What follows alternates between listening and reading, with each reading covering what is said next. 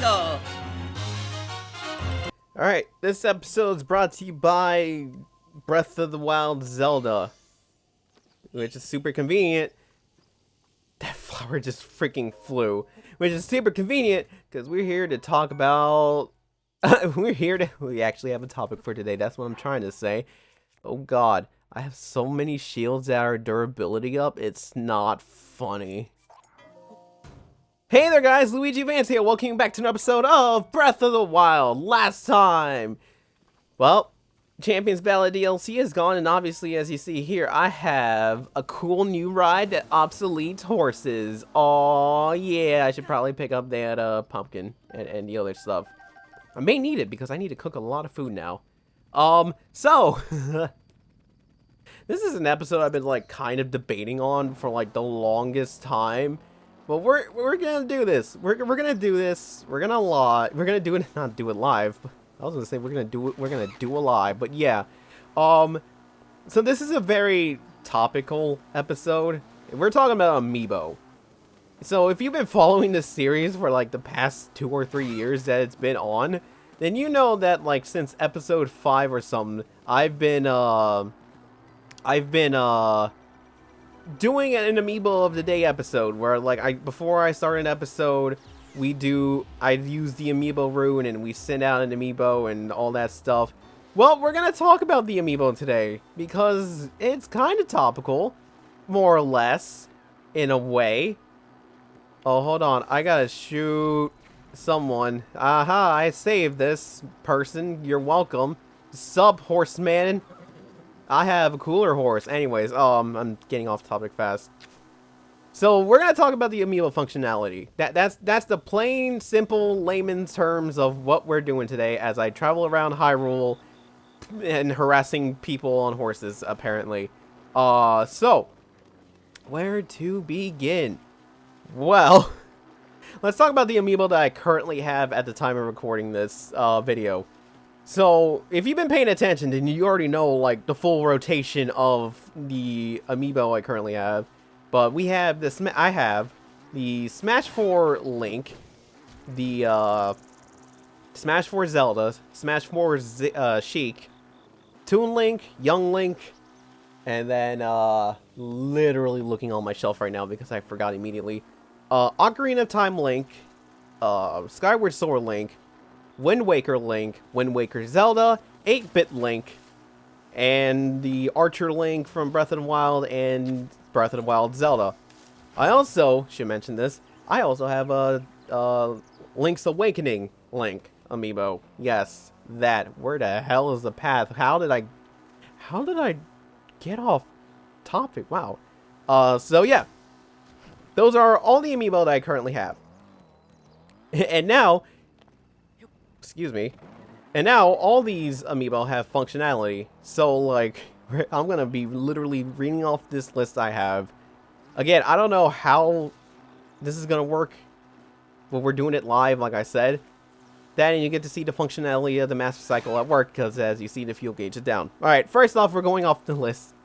So, first off, if you happen to have Majora's Mask Link or the Young Link Smash Ultimate Amiibo, then congrats. You have the option of getting, not the option, but a chance of getting the Fierce Deity Armor set, which is a set I've been trying to get so I could show off, but I have yet to receive it. And so you get the mask, the tunic, and the pants, and you get to look like Fierce Deity Link. As a bonus, you also get a chance to get the Fierce Deity Sword, which is like, what, a bonus? It's like a two-handed weapon, so there's that. So the next one on the list is Skyward Sword Link. Using Skyward Sword Link, you obviously get his outfit from Skyward Sword, so like the tunic, the cap, the pants, and there's also a bonus weapon. There's a chance for you to even get the Goddess Sword, the titular sword that eventually becomes the spoiler sword. So yeah, there's that. And then you got, if you happen to have the Twilight Princess Link or the Smash 4 Link, then you get the chance of getting the Twilight set, which is, you know, his cap, his tunic, his pants, etc. But as a bonus, you get a chance to get Epona. Not a chance, but like, okay, so hold on. I clearly, oh, there was a Talus here. Well, as I try to fuel up. Oh my god! I'm about to get wrecked, like, immediately. Okay, get in there. Cool. Let's just pop on and leave. Yeah, see, I almost got wrecked. Oh, so where was I?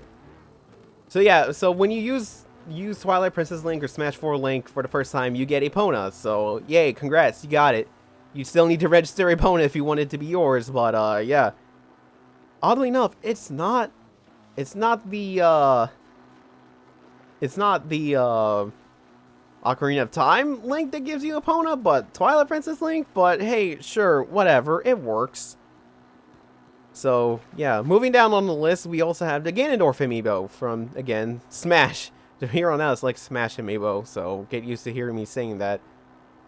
So when you use the Ganondorf Amiibo, unlike the other folks, he actually gives you, like, monster parts.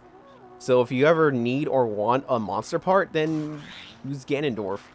And along with that, his bonus weapon is the Sword of Six Stages. You know, that one sword he uses in the fated final battle. Yeah, that. It's weird, right? Anyways, it's a one-handed weapon, so, like, there you go. Next up is Sheik. And obviously, we know what it is. You get Sheik's mask. And that's pretty much it. You also get, like, the Sheikah weapons and stuff. So, hey, that's the bonus right there if you ever wanted a bonus. Smash Brothers Zelda, actually, does give you something other than shields. Yeah, I know. Something other than shields? That's crazy talk.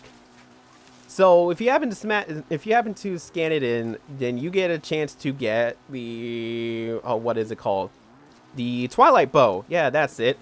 And it's a very unique bow because instead of using regular arrows, you actually use light arrows. And it's like one of the only weapons in the entire game that actually uses light arrows.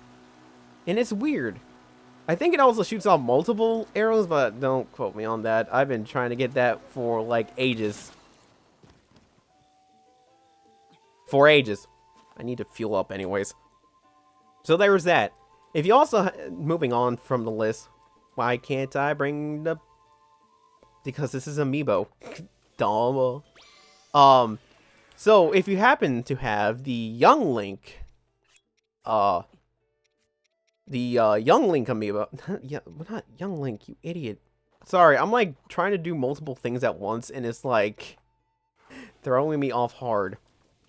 Where was I? I was talking about Wind Waker Link. So if you happen to have Wind Waker Link or the Toon Link Amiibo, then you get the garb of the Hero of Winds. So like the cap, the shirt, the pants, whatever. Along with that, you also get a chance of getting the Sea Breeze Boomerang, a weapon I kind of mentioned a while ago, and why Toon Link keeps giving us like, why Toon Link keeps giving us brain is dying on me hard today, isn't it? Boomerangs. Yep. Alright, moving on. We have Wind Waker Zelda. So if you scan her in, she actually gives you a hero shield, which is the shield that Toon Link uses in Wind Waker.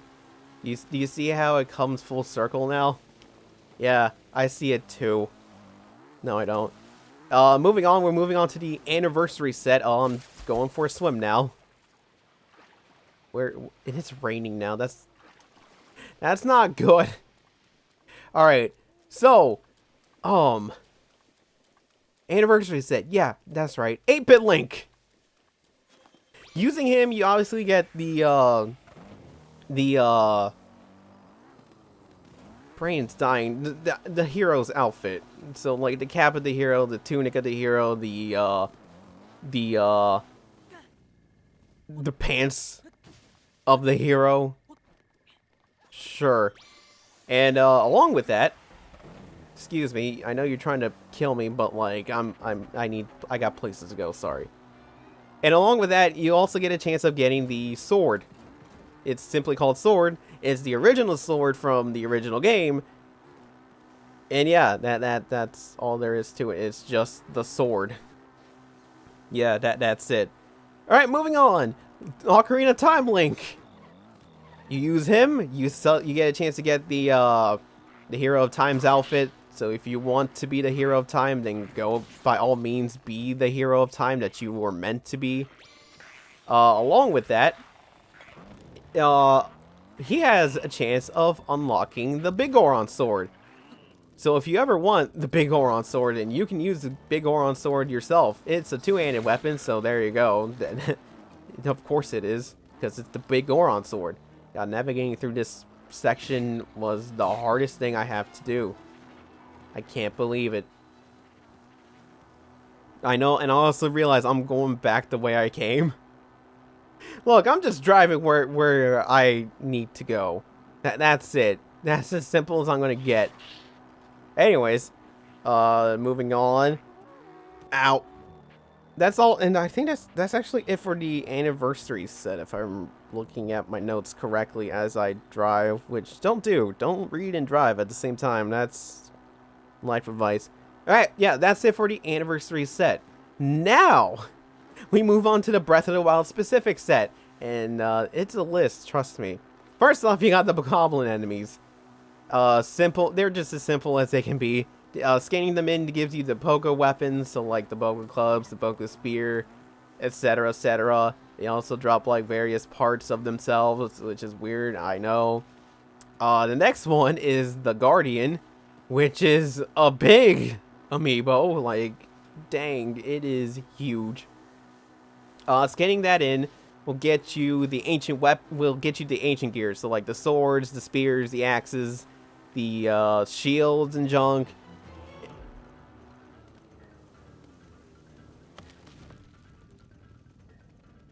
I heard the Talus?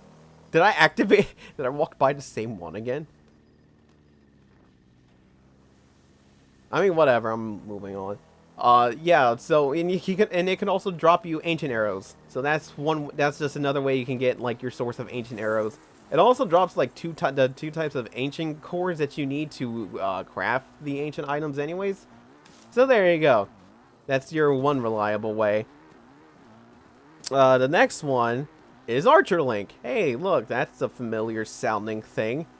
Archer Link just gives you bows and arrows. That's all he can do. That's all he can give you. The next one's a little more interesting, and that's the Rider Link. It's Link on a horse.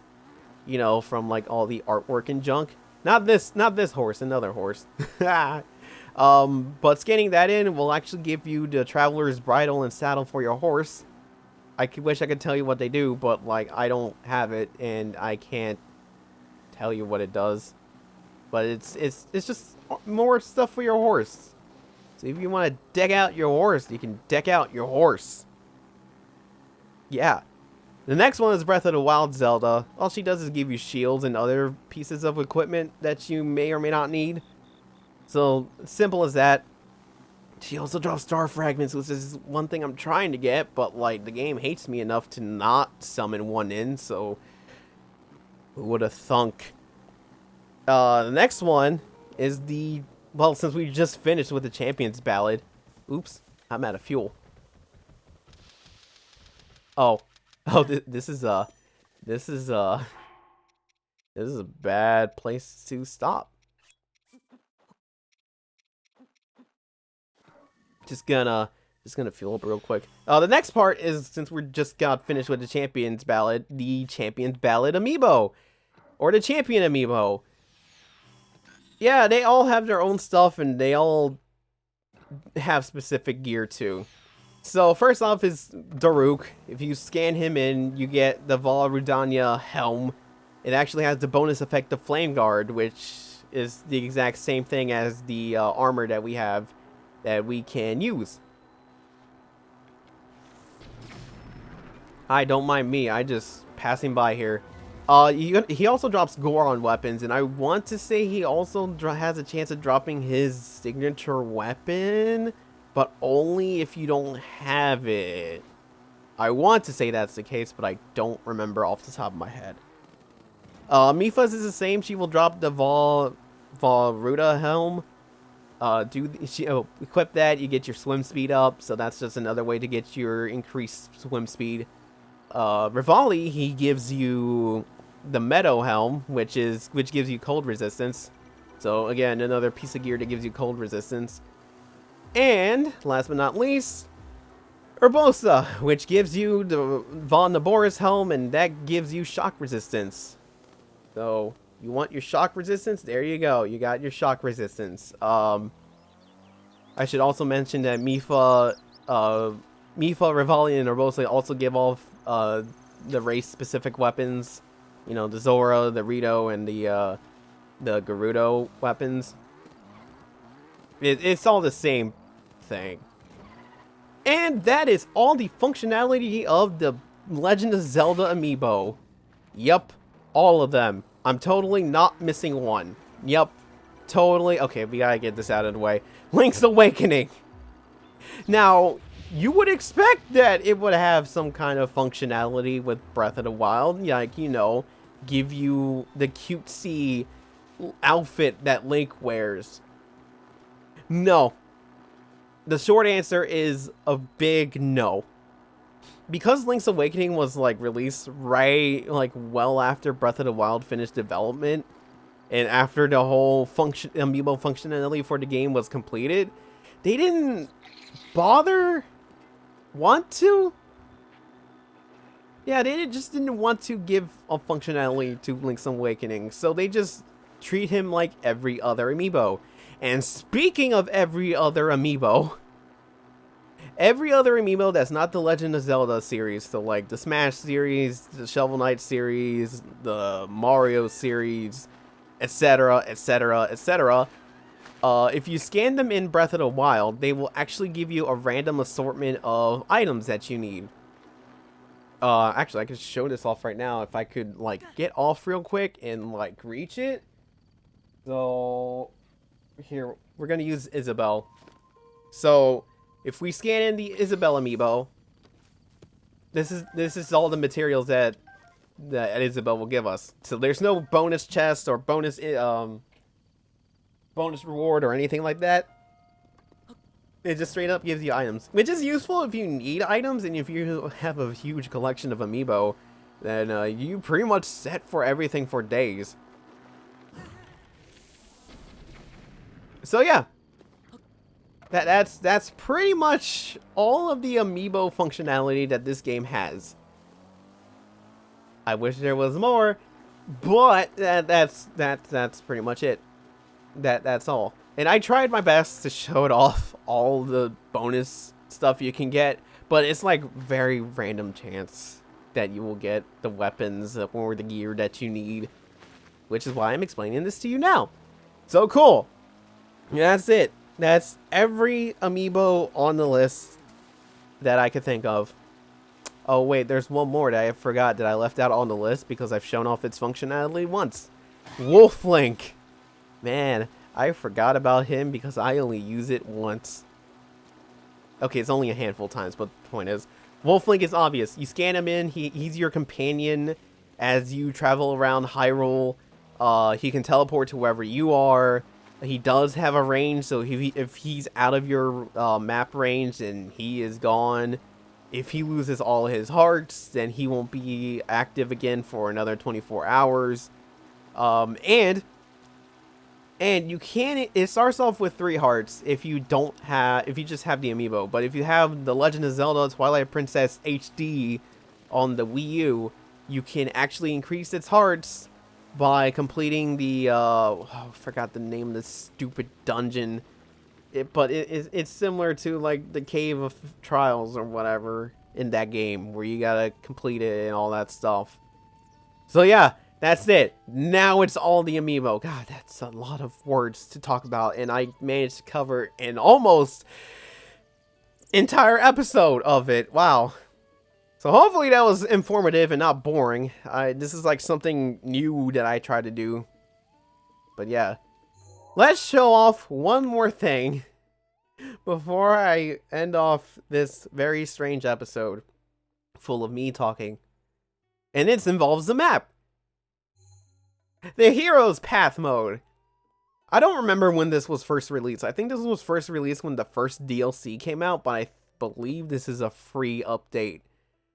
But the TLDR, as you can see here, this is all the places that I've traveled. Now, it's not the fully complete map because I still need to do the CAROK scene hunt, so this side of Hyrule will get more chaotic as time goes on. But yeah, and what's interesting is that you can actually play it out and increase the speed and all that stuff, so you get to see, like, oh, what you've done. It records pretty much everything. Any warps you have taken, any paths you've taken, your deaths, your latest deaths, and all that stuff. Now, if I remember right, I think there is a limit, and the limit is that this can actually record up to 200 hours of gameplay. And by that, I mean, like, you actually moving. If you're just standing there, it won't record it. So, like, 200 hours of actual movement gameplay. So yeah, that's it. I wanted to show this off for, like, a while now. And, I mean, it's interesting to see when you look back and you're like, oh, man, I remember when I died there. Like, just going through this, I remember the episodes that I've done and that I went through. So, yeah, it's just a little interesting thing. I'm not going to sit here and show it all because this is 3 times the speed. That's the maximum speed, and this is like, God, we're like episode 5 or 10 or something like that. I don't remember. But it's some piece of work. So I'm just gonna stop it here. Oops, I meant to go back. Oh, I can't. I have to. Oh, well, you get the gist. You get the gist. Look at this. It's pretty much insane where I've been. All right, and now I am 90% sure that is every little tiny detail that we have on. Oh God, I remember. This is the CAROK seat hunt episode. Yeah, I remember that because I died a lot. Both mentally and physically. But yeah, that's it. That's all the little features and stuff that I could bother remembering and showing off and all that stuff. A little side note, as I was looking through the my guidebook, the Breath of the Wild Collector's Edition strategy guide or whatever the hell they call it, there are 2 saddles I missed, and you can get them through minigames. I don't know where. I think one of them's the horse riding minigame, and the other one's through the air flying minigame. Again, I can't tell you for the life of me, but like just know, just know that was a thing. Oh, hey, hi, how's it going? Hey, far off future Frank, which is like current Frank, but it's not really past Frank because the video hasn't been dated yet. Oh my God, have I dated this video yet? I'm pretty sure I have. Anyways, I did mention that was everything, but there's one thing I forgot to mention. Let's talk about Master Mode real quick. Yeah. So, TLDR, this is like my personal file because, of course, I have one, and this is Master Mode. If you're familiar with, like, you know, past Zelda games and how they do hero mode, this is essentially what this is. They're, except, of course, there's a lot of changes because Breath of the Wild is a giant different game. First off, save data.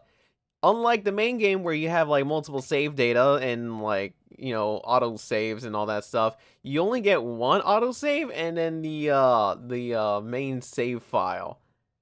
So that's the first big change. Let's talk about the others. Like how this is like demonically Blood Moon Red. Yeah, oh boy, you can tell you're playing hard mode.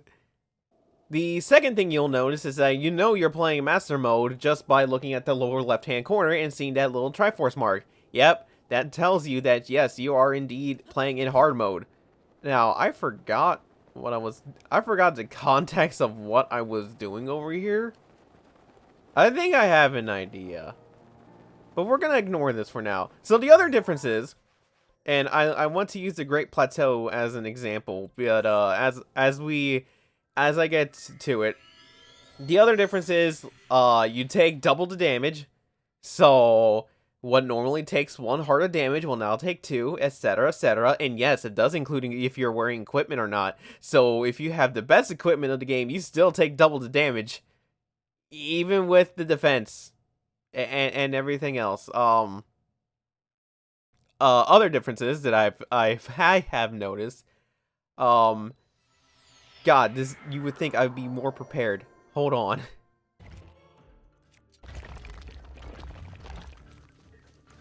So another difference, as I fight this Stone Talus as he tries to murder my face. Yeah, that seems about accurate now, huh? I'm so used to like being all decked out and junk and not be all stupid. Another thing you'll notice is that well, actually, you know what? This is fine. This is a perfect example. Everything's just for example, but eventually, you see how the Stone Talus's health bar is like glowing? And you see how its health is slowly regenerating? Yeah, not just the random overworld bosses you fight, not just the Ganon fights that you have to deal with. All the enemies in this game will recover health now, if you were not consistently outputting damage. That's the other thing about Master Mode that makes this hard. So if you thought the Master Trials was hard, oh boy, wait till you get the hint of this. Another big difference, enemies, like the standard general enemies that you'll see. So you see right here, you see like blue bokoblins out there just doing all their business and stuff. Note that they're blue and not red. That's right, there are no weak first stage enemies. So pretty much when you start Master Mode, instead of dealing with the standard red bokoblin, I'm using that as an example, but you know, the standard enemy, you'll get the different, you'll start off with the next level up. So like the blue, then black, then silver. So I bet you're asking, hey, is there like a higher tier than silver? The answer is yes, and it's gold. And oh boy, you don't want to mess with gold. Gold is the toughest of the tough, and you thought silver was bad? Nah, man, gold is worse. Yeah. Okay, one thing I forgot to add on to this, is that Guardians, they will actually fake you out when they're targeting you with their laser beams. So like, for example, there's a Guardian Stalker, he spots you, and then you get ready your parrying stance so you could like shield bash the laser beam back to it.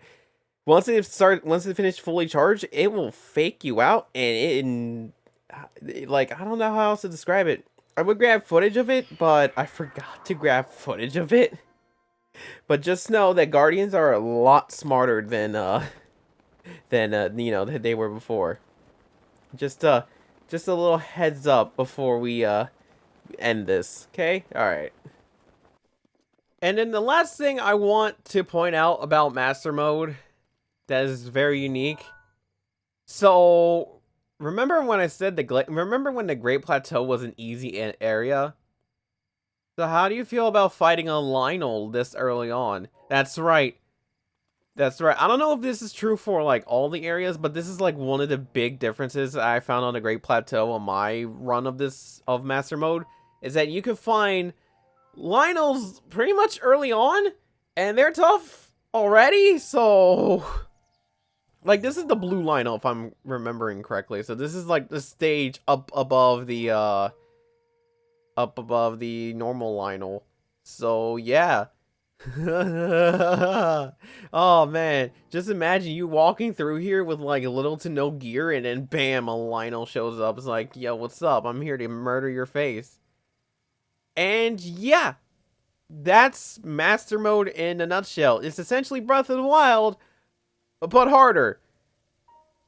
Like I said, this is like my personal file that I kind of go on and off sometimes to like deal with. Like I think I was in the middle of doing the one of the things, but this is just based from what I've heard from my buddy Zach, aka King Booty's experience about playing through this game, he had a hell of a time trying to beat it. He beaten it, but he had a hell of a time. All right, now we just cut back to past, current, not current, past. Yes. Also, side note, I forgot to mention that the master mode is part of DLC 1. It's not free. I think. Is it? I don't know. I don't remember. Shoot. There's a note. Alright, now we go back. Yeah.